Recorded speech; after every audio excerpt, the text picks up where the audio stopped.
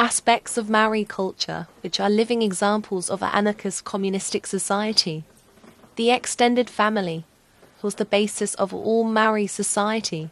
The Hapu sub-tribe was simply a larger Hoano, and Niue tribe were related Hapu to a common ancestor. The Hoano was usually made up of 3 or more generations, who worked and lived together for the good of common existence. Each generational group had a particular role to play, and each role was recognized as equal in value for the good of everyone.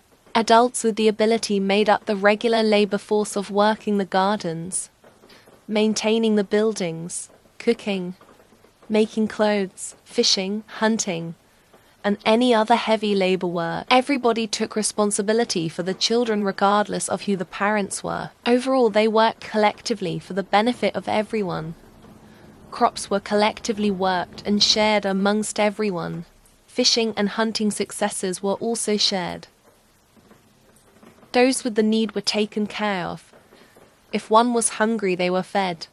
For Maori prior to colonization, disability was a part of human and Hoano diversity. There was no private ownership of land.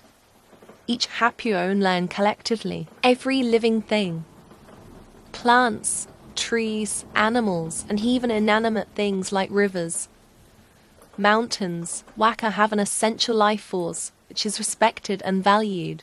Any handling of these things required expressions of appreciation and concern for its well-being. Working with our natural resources rather than against them is a basic premise of a successful anarchist society. This was a very productive form of living. However, the introduction of capitalism and theft of the land caused the abolition of the productive activity connected with it, which to this day, along with gentrification and racism, causes Maori to have one of the highest poverty rates. In the Henry Sewell-sponsored Native Land Act, Sewell advocated for the detribalization of Maori, quote, to destroy the principle of communism upon which their social system is based. One time, Premier Frederick Whitaker, echoing the sentiment of disgust toward Maori society, what they called beastly communism, argued this destruction of this way of life was the goal to Maori assimilation. 3 decades later, Premier Richard Seddon vowed to dismantle the communism he said caused Maori to be resistant of the sale of remaining lands, as Maori didn't see the land as a commodity to be sold. Due to colonization and urbanization, a lot of Maori had become distant from this way of life and became more individualistic, more solitary, etc. But some values are still around, and due to colonial media indoctrination and propaganda, a lot of us have been led to believe a caricature of anarchism and communism.